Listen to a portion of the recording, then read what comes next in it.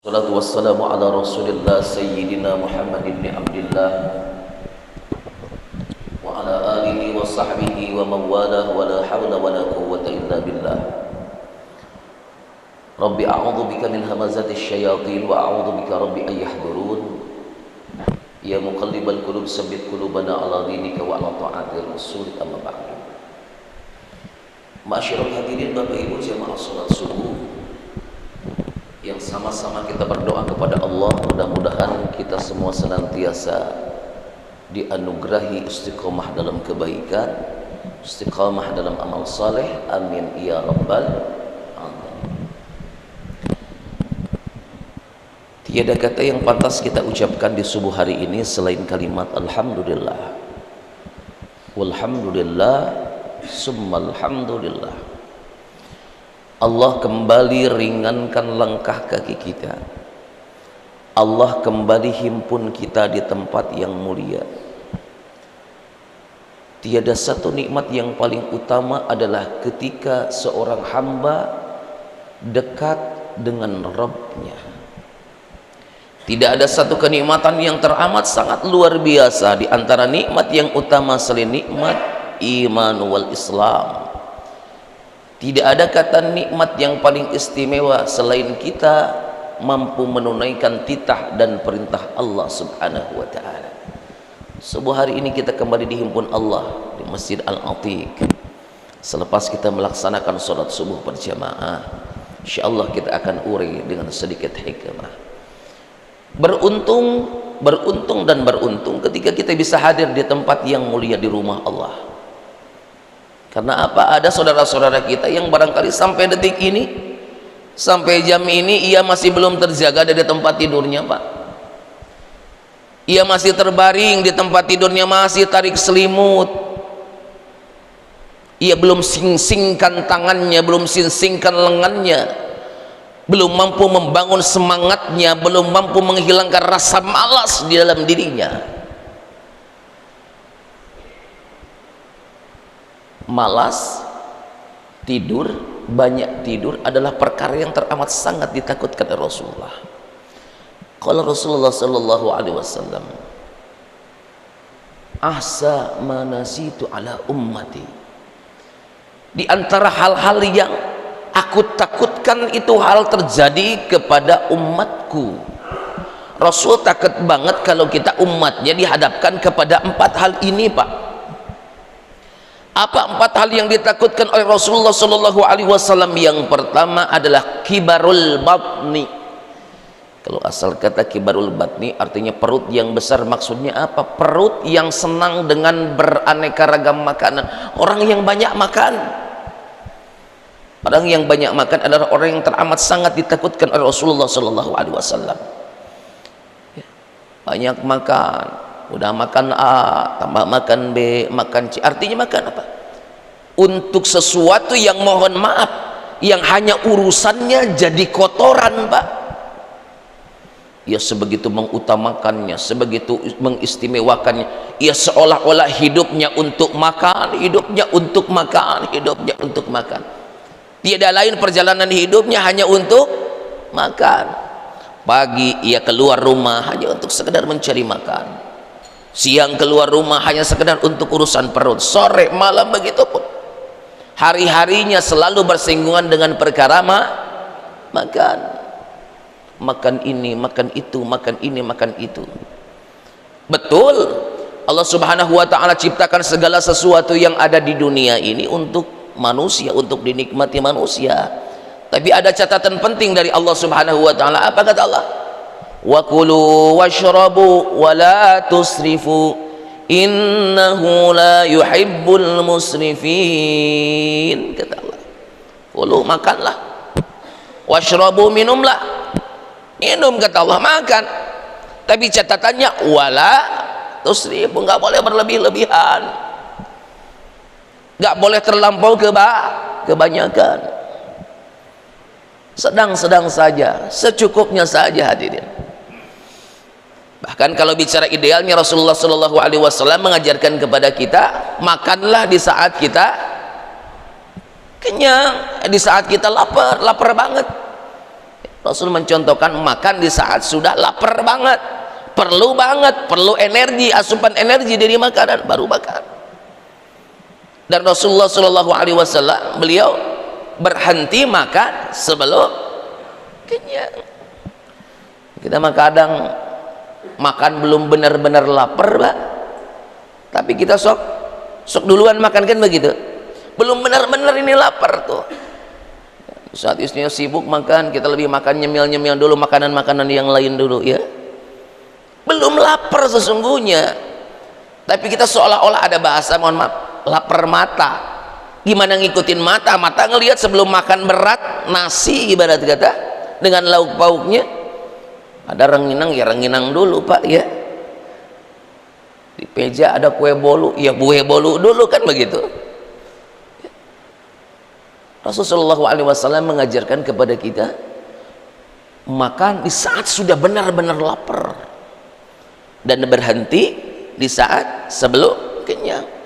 Kadang kita mah sudah seporsi, nambah seporsi lagi, udah bunyi segala macam, Pak, udah keringetan dari mana-mana, masih aja kita maksain tuh buat masukin makanan ke perut kita. Ibarat kata perut kita itu, Pak, tak ubahnya seperti tangki. Tangki itu tuh ada daya tampungnya, ada kemampuannya. Jangan salahkan ketika perut kita sakit, di saat apa? Di saat kita konsumsi makanan dalam jumlah yang berlebihan. Ini syaratnya dari Allah, wala tusrifu. Ini perkara yang kerap kali kita abaikan nih, apalagi bulan Ramadan ya, Pak. Masya Allah, buka puasa udah disiapin segala macam, kita liatin mana dia yang pertama kali mau dinikmati. Gorengan segala macam, minuman segala macam, ya lontong pun segala macam tuh.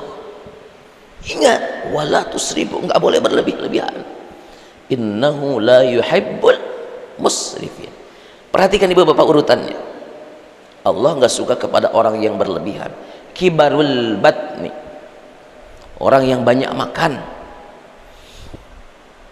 Dalam hadis lain dikatakan, ahabbukum aqallukum tu'man, ahabbukum ilallah akhaffukum, aqallukum tu'man wa akhaffukum badanan. Dalam hadis lain dikatakan, orang yang disukai Allah, orang yang dicintai Allah, Allah suka dengan orang itu, Allah cinta dengan itu, Allah ridha dengannya.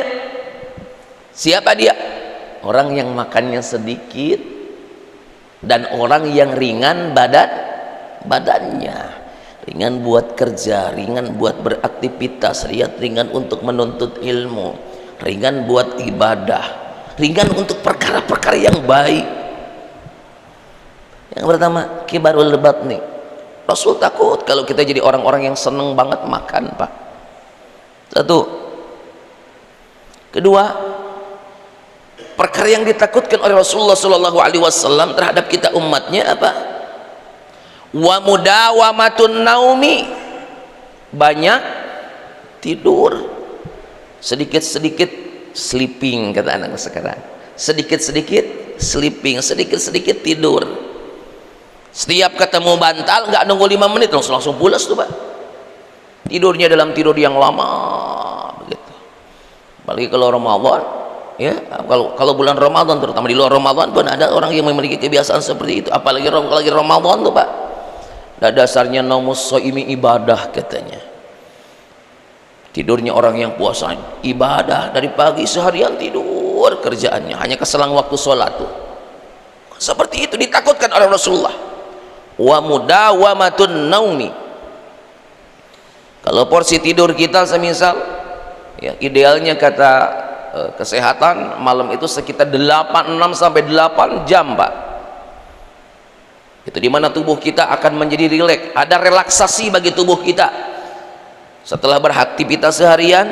Maka dengan waktu yang cukup untuk beristirahat 6 atau sampai 8 jam itu sudah cukup memberikan efek baik bagi tubuh kita. Urat-urat yang tegang menjadi kendur, ya begitu. Atau kita kurangi porsi tidur kita, itu lebih baik. Kita lebih pergunakan malam-malam kita untuk ibadah kepada Allah Subhanahu wa taala. Ketika Rasulullah SAW menggambarkan tentang amal yang disukai oleh Allah, solat yang disukai oleh Allah adalah solatu Daud.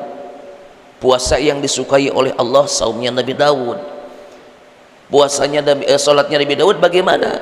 Ketika ba'da isya sampai pertengahan malam, ya, tidur setengah malam.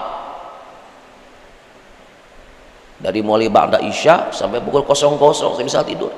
Tapi selepas itu beliau hidupkan sepertiga malam dari jam 00 sampai pukul 3. Gak berhenti itu, non-stop ibadah ke Allah 3 jam terus menerus. Kemudian selepas itu istirahat 1/6-nya lagi sampai 4:30 dari jam 3. Selebihnya beraktivitas, selebihnya ibadah, rangkaian-rangkaian ibadah kepada Allah Subhanahu wa ta'ala. Belum kita sampai pada porsi itu, Pak. Paling tidak porsi tidur kita dikurangi, ya. Kalau kata orang tua kita dulu, orang yang banyak tidur pikirannya suka buta, Pak, ya. Sedikit-sedikit tidur, sedikit-sedikit tidur, banyak tidur. Orang mah yang namanya dawam tuh dawam zikir, dawam baca Al-Quran, ya, dawam sholat sunnah. Ini mah mudawamatun naum, mendawamkan tidur, banyak tidur. Sedikit-sedikit ketemu bantal tidur, bahkan nggak ketemu bantal, nggak ke tempat tidur, nggak ke kamarnya, di tempat tengah pun, di kursi, dimanapun, sedikit-sedikit tidur. Harus dihindari. Orang yang banyak tidur itu jadi pikirannya jadi butek, ya, jadi nggak berkembang pola pikirnya, otaknya itu seolah-olah menjadi beku, Pak, ketika ia menjadi orang-orang yang mudawamatun naum, banyak tidur. Yang ketiga, hal yang ditakutkan oleh Rasulullah Shallallahu Alaihi Wasallam terhadap kita umatnya, ibu bapak, adalah wal kasalu. Ini kaitannya di awal tadi disampaikan. Ada orang yang sampai detik ini jam 5 kurang 10 masih narik selimut, seolah-olah ia menjadi orang yang kasal. Orang yang kasal, orang yang malas. Jangankan buat ibadah, jangankan buat beraktivitas, hanya sekedar untuk menurunkan selimut dari tubuhnya saja, Pak, udah luar biasa malasnya, susahnya. Seolah-olah nggak ada semangat. Untuk apa?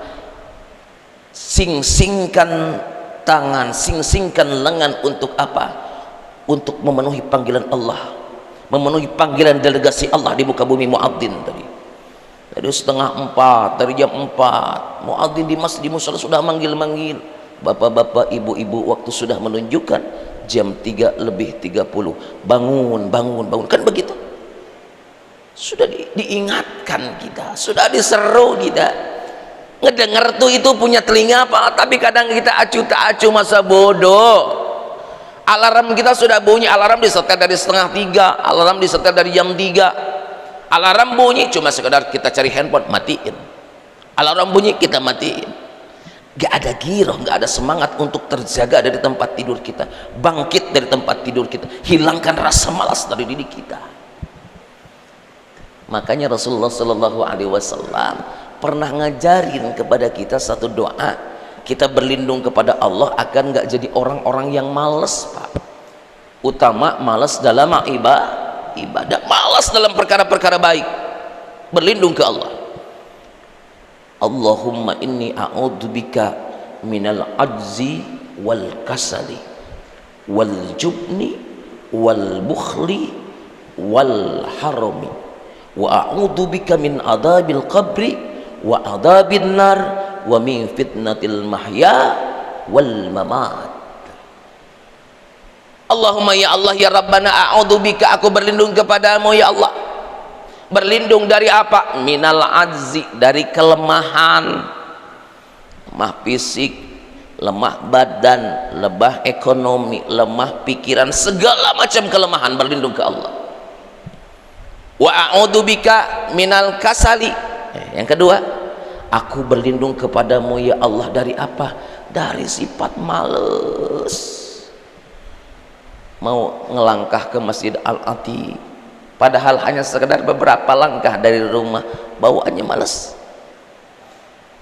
Dekat ke musola, padahal hanya beberapa langkah, ada pengajian, ada taklim jelas, corong masjid jelas, corong musola, tapi berat bawaannya. Menuhin panggilan Allah buat sholat berjamaah berat. Tempo hari sudah saya katakan, Berapa banyak orang di luaran sana yang mampu, yang sanggup ngangkat beban. Ke tempat fitness ada yang mampu ngangkat beban ratusan kilo diangkat. Di tempat kerjanya beban berapa kintal siap di pundaknya, siap dipikul. Tapi berapa banyak orang yang sanggup mengangkat kedua tangannya, sanggup mengangkat berat beban ratusan kilo, tapi ia nggak sanggup mengangkat kedua tangannya untuk mengucap kalimat Allahu Akbar. Ya, karena apa?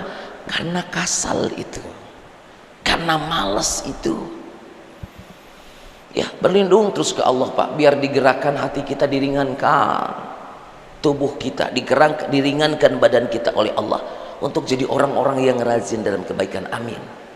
Rajin dalam ibadah, rajin dalam amal saleh. Al-kasal. Yang terakhir, perkara yang ditakutkan oleh Rasulullah sallallahu alaihi wasallam tentang kita umatnya, wa dha'ful yakini. Ini paling bahaya. Apa? Lemah keyakinan. Akidahnya enggak kokoh, keyakinannya enggak mantap, keyakinannya lemah, hidupnya diuji, hidupnya diberikan cobaan oleh Allah, seolah-olah ia menjadi orang yang terzolimi, seolah-olah ia menjadi orang yang teraniaya, terus buruk sangka ke Allah, gak pernah mau berpasrah kepada Allah, gak pernah mau sabar ketika diuji, gak pernah mau tawakal ketika dihadapkan pada persoalan. Dha'ful yakin, lemah keyakinannya. Muara dari dha'ful yakin ini, muara dari persoalan lemah keyakinan itu apa? Kibarul batni. Itu yang pertama di hadis tadi. Muara dari ini semua, muara dari kelemahan keyakinan, kelemahan dalam beragama seseorang kepada Allah Subhanahu wa taala, karena kibarul batni, karena banyak makan. Banyak makan maka akan menjadi ngantuk. Kalau menjadi ngantuk maka ia akan menjadi malas, dan ketika sudah malas ia lepas ibadah, ia tinggal ibadah. Akibatnya ia menjadi orang-orang yang dha'ful yakin, lemah keyakinannya. Na'udzubillah summa na'udzubillah. Berharap kita kepada Allah, mudah-mudahan sekali lagi kita yang hadir di subuh yang mulia ini, Allah jadikan orang-orang yang istiqamah dalam kebaikan, orang-orang yang istiqamah dalam amal soleh, terjaga dari kibarul batni, terjaga dari sifat malas, terjaga dari perkara-perkara yang dilarang oleh Allah Subhanahu wa ta'ala. Kita istiqamah, kita konsisten, kita komitmen dengan keimanan kita. Sampai kapan? Sampai akhir hayat kita. Amin ya rabbal alamin. Wallahu a'lam. Al-Fatihah.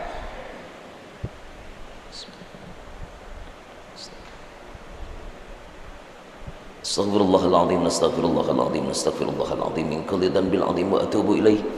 Bismillahirrahmanirrahim. Alhamdulillahi hamdas syakirin hamdan na'imin, hamdan yuwafi ni'amahu wa yukafi'u mazidah. Ya Rabbana lakal hamdu wa lakal syukru kama yanbaghi li jalali wajhikal karimi wa li 'azimi sultanik. Allahumma salli ala sayyidina Muhammad wa ala ali sayyidina Muhammad. Allahumma inna nas'aluka al-huda wat tuqa wal afafa wal ghina. Allahumma inna nas'aluka 'ilman nafi'an wa rizqan wasi'a wa amalan mutaqabbala. Allahumma inna nas'aluka ridhaka wal jannah wa na'udzubika min sakhatika wan nar. Allahumma arinal haqqa haqqan warzuqna ittiba'ah wa arinal batila batila warzuqna ijtinabah. Allahumma ighfir lana dhunubana wa liwalidina warhamhum kama rabbawna shighara. Allahumma inna nas'aluka sihhatan fi taqwa wa tula umrin bi husnil amal. Allahumma bika asbahna wa bika amsayna wa bika nahya wa bika namut wa ilaikal masir. Rabbana dhalamna anfusana wa illam taghfir lana wa tarhamna lanakunanna minal khasirin. Rabbana la taj'alna fitnatan liqaumil zalimin. Rabbana hab lana min azwajina wa dhurriyyatina qurrata a'yuni waj'alna lil muttaqina imama. Rabbana atina fid dunya hasanah wa fil akhirati hasanah wa qina adzabannar. Wa sallallahu ala sayyidina Muhammadin wa ala alihi wa sahbihi wa sallam. Bifadlika subhana rabbika rabbil izzati amma yasifun wa salamun alal mursalin walhamdulillahi rabbil alamin. Amin ya rabbal alamin, amin ya mujibas sailin. Wassalamualaikum warahmatullahi wabarakatuh.